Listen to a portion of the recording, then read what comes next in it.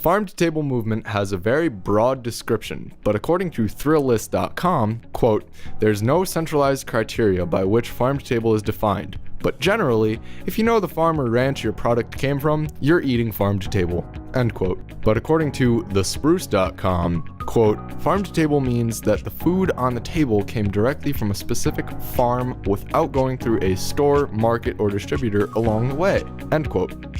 This movement helps small farms and local ranches to stay functional and active in the community. With the following documentary, we hope to shed light on what farm-to-table is. Our documentary on farm-to-table services seeks to inform customers about the nuances and intricacies of the farm-to-table movement. We've interviewed several experts in the field to support the integrity of our documentary. Hey guys, my name is Amato Bevilacqua. I'm from Pepe and Rose in Branford, Connecticut. This is Grow Restaurant. It's a farm-to-family restaurant, and my name is Michelle Violet. Farm-to-table movement is a big thing, and it's kind of brought a golden age for small farmers in America at this point. Well, through social media, we kind of found out that there were, a big movement of farm to table, and the younger generation is, really catching on with that. So, during summer months when we're able to get local vegetables from our farms, we kind of use as many farm to table.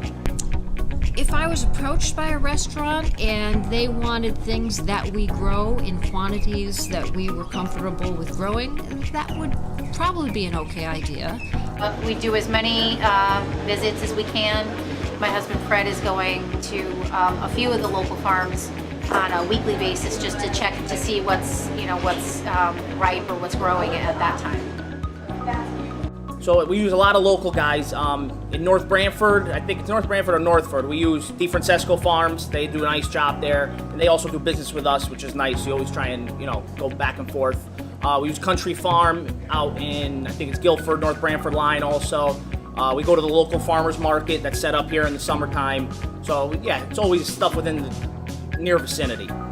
People come and pick up their produce once a week at the farm, and it, I don't like to say it cuts out the middleman, because my father, may he rest in peace, was a fruit and vegetable produce dealer, and there's a need for people that do that business, because some things have to come from far away, like oranges. Nobody's growing oranges in Connecticut.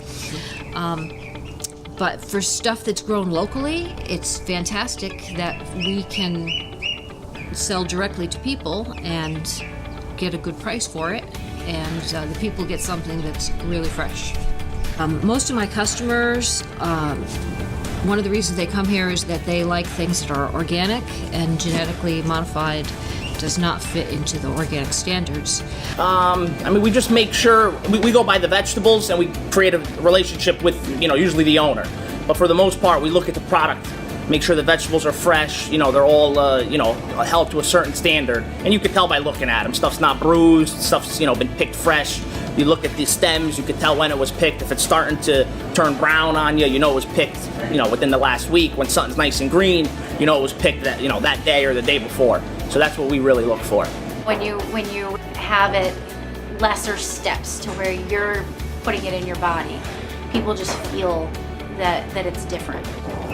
I hope that there are more small farms, and that the small farms that are in New England and other regions of the country can survive, and and that we can all help to create a good environment, because I think farms are important for wildlife and for having a healthy planet and a healthy diet.